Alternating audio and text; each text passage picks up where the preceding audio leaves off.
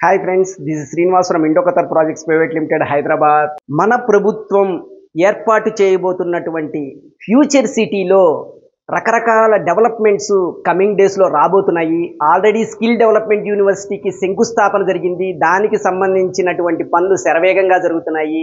At the same time future సిటీకి ఏదైతే land allocate చేయడం జరిగిందో ఆ ల్యాండ్ మొత్తానికి కూడా ఫెన్సింగ్ వేయడానికి సన్నాహాలు నడుస్తున్నాయి. ఆల్రెడీ 15 కిలోమీటర్లమైన ఈ ఫ్యూచర్ సిటీ ల్యాండ్స్కి వాటిని ప్రొటెక్ట్ చేయడం కోసం గవర్నమెంట్ ఫెన్సింగ్ వేయడం జరిగింది. అదేవిధంగా మొత్తం 90 కిలోమీటర్లు ఫెన్సింగ్ వేయడానికి రంగాన్ని సిద్ధం చేసింది. ఆ పనులు కూడా గతంలో నేను చెప్పినట్లుగా నడుస్తూనే ఉన్నాయి. అట్ ది సేమ్ టైం విద్యుత్ అవసరాల కోసం ప్రభుత్వం రకరకాల సన్నాహాలను చేస్తోంది. ఎందుకంటే రోజు రోజుకి హైదరాబాద్లో జనాభా పెరుగుతూ పోతోంది. ఈ పెరుగుతున్న జనాభాకి సరిపడ విద్యుత్ అవసరాలు కమింగ్ డేస్లో ఇబ్బందులు పడకుండా ఏ విధంగా మనం విద్యుత్తుని ఉత్పత్తి చేయాలి అనే అంశం మీద జూబ్లీ హిల్స్లో మన గౌరవనీయులైనటువంటి సీఎం గారి ఇంటిలో నివాసంలో నిన్న ప్రతినిధులతో చర్చించడం జరిగింది. దాని ప్రకారం ఓఆర్ఆర్ చుట్టూ 160 కిలోమీటర్ల మేర సోలార్ ద్వారా విద్యుత్తుని జనరేట్ చేయడానికి ప్రాసెస్ని ఏ విధంగా చేయాలి, ఎలా చేయాలి అని చెప్పి విద్యుత్ శాఖకు సంబంధించినటువంటి ఉన్నతాధికారులతో డిస్కస్ చేయడం జరిగింది. ప్రస్తుతం 17,000 మెగావాట్ల విద్యుత్ కన్సంప్షన్ జరుగుతోంది. ఇది గతంతో పోలిస్తే 9.8% పెరిగింది. అంటే 9.8 దగ్గరగా 10% విద్యుత్ వినియోగం పెరిగితే కమింగ్ డేస్లో ఇంకా ఎక్కువ అవసరానికి తగ్గ విద్యుత్తుని ఉత్పత్తి చేయవలసినటువంటి అవసరం ఉంది. దానికి ఆయన సమీక్షించారు. 2025-26 సంవత్సరంలో దగ్గరగా 18,900 మెగావాట్ల విద్యుత్ని కన్జంప్షన్ జరిగే అవకాశం ఉంది. సో ఈ విధంగా కన్జంప్షన్ రోజు రోజుకి పెరుగుతుంది కనుక మనం విద్యుత్ని ఉత్పత్తి చేయడానికి ఆల్టర్నేటివ్ వేస్ ఏంటి అనేది ఆయన విద్యుత్ ఉన్నతాధికారులతో డిస్కస్ చేయడం దానిలో భాగంగానే ఈ 160 కిలోమీటర్ల మేర సోలార్ వాటిలతో మనం విద్యుత్ని జనరేట్ చేయడానికి ప్రయత్నిస్తున్నారు. అదేవిధంగా హైదరాబాద్ సరౌండింగ్ ఏరియాలన్నింటిలోనూ ఫుట్పాత్ల మీద కూడా విద్యుత్తుని జనరేట్ చేయడానికి సోలార్తో ఏర్పాట్లు చేయడానికి ఆయన ప్రయత్నిస్తున్నారు. ఫ్యూచర్ సిటీ ఏదైతే ఉందో ఈ ఫ్యూచర్ సిటీ రానున్న రోజుల్లో ప్రభుత్వం ప్రపంచానికే ఒక ఐకాన్ లాగా హైదరాబాద్ను చూపించే విధంగా తయారు చేస్తోంది. దానిలో భాగంగానే మన గౌరవనీయులైన సీఎం గారు ఒక్క మాట చెప్పడం జరిగింది. Future city entire future city ల్యాండ్లో ఎక్కడా పోల్స్ కనపడకూడదు, విద్యుత్ టవర్స్ కనపడకూడదు, మొత్తం అండర్ గ్రౌండ్ ఎలక్ట్రిసిటీ మాత్రమే ఫ్యూచర్ సిటీలో ఉండాలి అనే విషయాన్ని ఆయన స్పష్టంగా చెప్పడం జరిగింది. తెలంగాణ ప్రభుత్వం ప్రతిష్టాత్మకంగా చేపడుతున్నటువంటి ఫ్యూచర్ సిటీపై ఒడివడిగా అడుగులు పడుతున్నాయి. ఫ్యూచర్ సిటీ కోసం మన ప్రభుత్వం ఆ ఫ్యూచర్ సిటీ కోసం ఎఫ్సిడిఏని ఏర్పాటు చేయడం జరిగింది. ఎఫ్సిడిఏకి ఆల్రెడీ చైర్మన్గా మన ముఖ్యమంత్రి గారిని ఎన్నుకోవడం జరిగింది. అట్ ది సేమ్ టైం ఒక ఐఏఎస్ ఆఫీసర్ని కూడా దానికి రిక్రూట్ చేయడం జరిగింది. ఇంతేకాకుండా ప్లానింగ్, ఇంజనీరింగ్ విభాగాలను కూడా 2 విభాగాలను కూడా సపరేట్గా ఈ ఫ్యూచర్ సిటీ కోసం ఏర్పాటు చేస్తున్నారు. సో ఈ ఫ్యూచర్ సిటీని ప్రతిష్టాత్మకంగా తీసుకున్నటువంటి తెలంగాణ ప్రభుత్వం ఎట్టి పరిస్థితుల్లోనూ ఫ్యూచర్ సిటీ నిర్మాణాన్ని కొనసాగించాలి అనే సదుద్దేశంతోనే మీకు ఇంతకుముందు చెప్పినట్టుగా ఫ్యూచర్ సిటీ ల్యాండ్ ఏదైతే ఉందో ల్యాండ్ చుట్టూ కూడా ఫెన్సింగ్ వేసి ఆ ల్యాండ్కి సెక్యూరిటీని కూడా కల్పించడం జరిగింది. ఈ ఫ్యూచర్ సిటీలో ఆల్రెడీ ప్రభుత్వం తెలంగాణ రైజింగ్ బృందం ఫారిన్ విజిట్స్ చేసి అక్కడి నుంచి కూడా ఎన్ఆర్ఐల నుంచి, ఫారిన్ ఇన్స్టిట్యూషనల్ ఇన్వెస్టర్స్ నుంచి కూడా ఎంతో మొత్తంలో అమౌంట్స్ని అంటే పెట్టుబడుల్ని ఆకర్షిస్తున్నారు.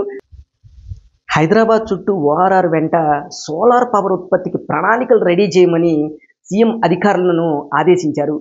ఇందాక చెప్పినట్లుగా జీహెచ్ఎంసీ పరిధిలో ఫుట్పాత్లు, నాలాల వెంట సైతం సౌర విద్యుత్ ఉత్పత్తికి ఉన్న అవకాశాలను కూడా పరిశీలించాలని చెప్పేసి ఆయన పలు సూచనలు చేయడం జరిగింది.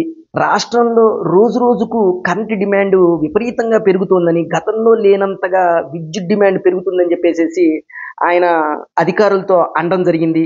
ఇందుకు తగ్గట్టుగా మన రాష్ట్రంలో భవిష్యత్ ప్రణాళికలను అంటే పవర్ జనరేషన్ చేయడానికి భవిష్యత్ ప్రణాళికలను సిద్ధం చేసుకోవాలని చెప్పేసి ఆయన చెప్పడం జరిగింది. రాష్ట్రంలో వస్తున్న పెట్టుబడులు, రాబోయే రోజుల్లో రాబోతున్నటువంటి పెట్టుబడులు, కమింగ్ డేస్లో జరుగుతున్న పారిశ్రామిక అభివృద్ధిని దృష్టిలో ఉంచుకోమని చెప్పి కూడా ఆయన క్లియర్గా చెప్పారు.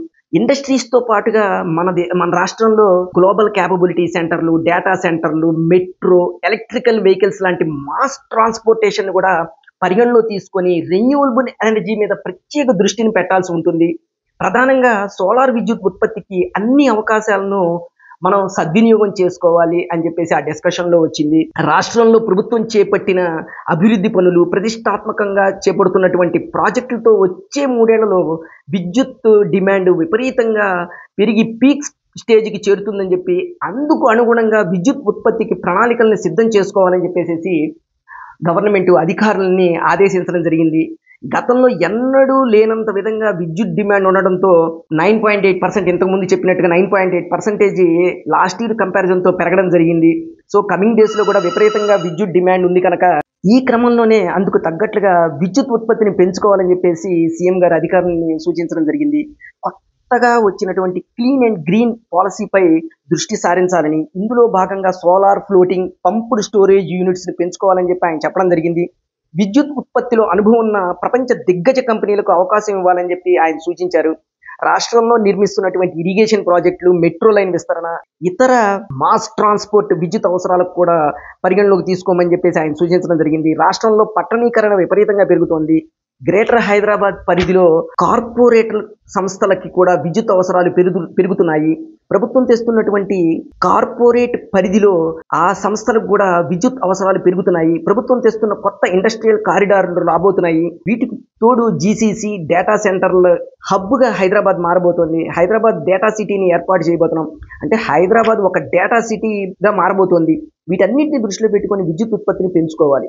ప్రధానంగా హైదరాబాద్ ఓఆర్ఆర్ నుంచి RRR వరకు రేడియల్ రోడ్లు, శాటిలైట్ టౌన్షిప్స్ కావలసినటువంటి విద్యుత్ అవసరాలపై హెచ్ఎండిఏతో సమన్వయం చేసుకోమని చెప్పి ఆయన చెప్పడం జరిగింది. క్షేత్రస్థాయిలో విద్యుత్ డిమాండ్కి అనుగుణంగా సబ్స్టేషన్లను అప్గ్రేడ్ చేయాలని, విద్యుత్ లైన్లు ఆధునీకరణపై దృష్టి సారించాలని చెప్పి సీఎం గారు చెప్పడం జరిగింది. ఈ ఫ్యూచర్ సిటీ కోసం ఏర్పాటు చేసే పరిశ్రమలు కానీ, అక్కడ వచ్చేటటువంటి ఇతర రెసిడెన్షియల్ ప్రాజెక్ట్స్ కానీ, శాటిలైట్ టౌన్షిప్స్ కానీ వీటన్నిటికీ కూడా హెచ్ఎండిఏ పరిధిలో ఎలాగైతే అనుమతుల్ని ఇస్తున్నారో అదేవిధంగా ఈ future city development authority FCDA కూడా అలాంటి పవర్సే ఉంటాయి. ఈ FCDA పరిధిలో ఏర్పాటయ్యే వాటికి హెచ్ఎండిఏతో సంబంధం లేకుండా ఓన్లీ FCDAల్ని అనుమతుల్ని జారీ చేయడం జరుగుతుంది. సో ఈ విధంగా చేయడం వలన డీసెంట్రలైజ్డ్, అంటే వర్క్ అనేది డీసెంట్రలైజ్ అవడం వలన ఆ ఏరియాలో తొందరగా గ్రోత్ రావడానికి కూడా ఎక్కువ అవకాశం ఉంది. సో దీన్ని బట్టి మనకి క్లియర్గా మనకు అర్థమవుతుంది ఏంటంటే, గవర్నమెంట్ తీసుకున్నటువంటి ఈ స్పీడీ యాక్షన్ వలన ఆ ఏరియా ఏదైతే ఉందో 765 కిలోమీటర్ల పరిధి ఏదైతే ఉందో, చదరపు కిలోమీటర్ల పరిధి 765 చదరపు కిలోమీటర్ల పరిధి ఏదైతే ఉందో, అంటే మీకు 7 మండలాల్లో 56 విలేజెస్లో FCDA లిమిట్స్ని ఏర్పాటు చేయడం వలన ఈ ORRకి RRRకి మధ్య ఉన్నటువంటి సాగర్ హైవేకి, శ్రీశైలం హైవేకి మధ్య ఉన్నటువంటి ఈ ఫ్యూచర్ సిటీ గ్రోత్ అనేది ఎవ్వరూ ఊహించని స్థాయిలో ఉంటుంది. ఎందుకంటే అక్కడ పవర్ అనేది డీసెంట్రలైజ్ అయ్యి దానికి ఆల్రెడీ FCDAకి చైర్మన్గా స్వయాన గౌరవనీయమైనటువంటి ముఖ్యమంత్రి గారే ఉండడం వలన అక్కడ అధికారులు కూడా నిర్లక్ష్యం లేకుండా వెంటనే అనుమతుల్ని జారీ చేయడానికి అవకాశం ఉంది. సో ఇలాగ అనుమతులు వెంటనే జారీ చేయడం వలన అక్కడ కన్స్ట్రక్షన్ యాక్టివిటీస్ కానీ, మౌలిక వసతులు కానీ చాలా స్పీడ్గా ఉంటాయి. దానికి తోడు ప్రభుత్వం కూడా తన క్యాబినెట్తో టైం టు టైం స్పెండ్ చేసి ప్రతిరోజు ఈ FCDA గురించి, ఈ హెచ్ఎండిఏకి FCDAకి సమన్వయం ఏ విధంగా చేయాలి అనే దాని గురించి, FCDA లిమిట్స్లో ఉన్నటువంటి ఏరియాలను ఏ విధంగా అభివృద్ధి చేయాలి, ఈ ల్యాండ్స్ని ఏ విధంగా ప్రొటెక్ట్ చేయాలి, RRR రాబోతోంది కనుక FCDA డెవలప్మెంట్ ఏ విధంగా ఉండబోతోంది అనే దాని మీద ఎవ్రీడే ఎలా వర్కులు జరుగుతున్నాయి ఏంటి అనే దాని మీద చర్చలు చేస్తున్నారు. సో దీనివల్ల ఏమవుతుందంటే ఎవ్రీడే ఎలాంటి వర్కులు చేయాలి, ఏ విధంగా చేయాలి అనేది గౌరవనీయమైనటువంటి ముఖ్యమంత్రి గారే రివ్యూ చేయడం వలన అధికారుల్లో ఒక రకమైనటువంటి డిసిప్లిన్ ఏర్పడుతుంది. ఈ డిసిప్లిన్ వలన వర్క్స్ అనేది చాలా స్పీడ్గా అవుతాయి. ఆల్రెడీ రావిరియాల నుంచి ఫ్యూచర్ సిటీ వరకు వేస్తున్నటువంటి రేడియల్ రోడ్లు ఏవైతే ఉన్నాయో, గ్రీన్ ఫీల్డ్ రోడ్స్ ఏవైతే ఉన్నాయో వాటికి ఆల్రెడీ టెండర్లను పిలవడం జరిగింది. ఆల్రెడీ దానికి సంబంధించి ల్యాండ్ ఎక్విజిషన్ ప్రాసెస్ కూడా చాలా స్పీడ్గా జరుగుతుంది. మోర్ ఓవర్ ఇంకొక విషయం ఏంటంటే, రీసెంట్గా వచ్చిన న్యూస్ ఏంటంటే, metro DPR second phase metro DPR ఏదైతే ఉందో ఆ మెట్రో DPR కూడా కేంద్ర ప్రభుత్వం రంగం సిద్ధం చేసేసింది. సో దీనివల్ల ఏమవుతుందంటే, ఆల్రెడీ గతంలో 40 కిలోమీటర్లు ఫ్యూచర్ సిటీ నుంచి ఎయిర్పోర్ట్కి, అంటే శంషాబాద్ ఎయిర్పోర్ట్ నుంచి ఫ్యూచర్ సిటీకి 40 కిలోమీటర్ల మేర ఏదైతే మెట్రో మార్గం ఏర్పడబోతుందో ఆ మార్గానికి స్టేట్ గవర్నమెంట్ నుంచి సెంట్రల్ గవర్నమెంట్కి రిపోర్ట్స్ వెళ్ళడం జరిగింది. ఆ రిపోర్ట్స్ను కూడా సెంట్రల్ గవర్నమెంట్ కన్సిడర్ చేసి ఓకే చేసింది. సో అతి త్వరలో దానికి సంబంధించిన వర్కులు కూడా ప్రారంభమవుతున్నాయి. అంటే 19,000 crore రూపీస్ ఏదైతే ఉందో ఇన్వెస్ట్మెంటు మెట్రో సెకండ్ ఫేజ్ మీద, దాని మీద స్టేట్ గవర్నమెంట్ వాటా అనేది చాలా లిమిటెడ్, మొత్తం సెంట్రల్ గవర్నమెంట్ మీదే ఉంటుంది కనుక ఆ ప్రాజెక్టు పనులు కూడా చాలా స్పీడ్ అందుకుంటాయి. అంటే ఓఆర్ఆర్కి ట్రిపుల్ మధ్య ఏ విధంగా అయితే ఎలక్ట్రికల్ ప్రొడక్షన్ అంటే పవర్ జనరేషన్ చేయడం కోసం 160 కిలోమీటర్ల మేర సోలార్ పవర్ జనరేషన్ దానికి సంబంధించి ప్రభుత్వం శుక్రవారం నాడు డిస్కషన్స్ చేయడం జరిగింది. ఈ డిస్కషన్స్ అంటే రానున్న రోజుల్లో హైదరాబాద్ జనాభా పెరగబోతుందని, దానికి తగ్గ ఎలక్ట్రిసిటీ అవసరాలను దృష్టిలో పెట్టుకొని ఇప్పటి నుంచి రివ్యూ చేస్తున్నారు. అంటే 2050 నాటికి మన హైదరాబాద్ నెంబర్ 1గా ఏర్పడబోతుంది. నెంబర్ 1గా ఏర్పడబోతుంది అంటే దానికి తగ్గటువంటి అన్ని రకాలైనటువంటి మౌలిక వసతుల్ని మనం ఏర్పాటు చేయవలసి ఉంది. ఈ మౌలిక వసతులను ఏర్పాటు చేయాలంటే దానిలో బేసిక్ మోస్ట్ ఇంపార్టెంట్ థింగ్ ఏంటంటే ఎలక్ట్రిసిటీ. అంటే ఇండస్ట్రీస్కి కానీ లేదంటే జీసీసీలకు కానీ ఎలాంటి డేటా సెంటర్లకైనా అది చాలా ఇంపార్టెంట్. ఫ్యూచర్ సిటీ డెవలప్మెంట్ గురించి మనం రెగ్యులర్గా మాట్లాడుకుంటున్న విషయమే.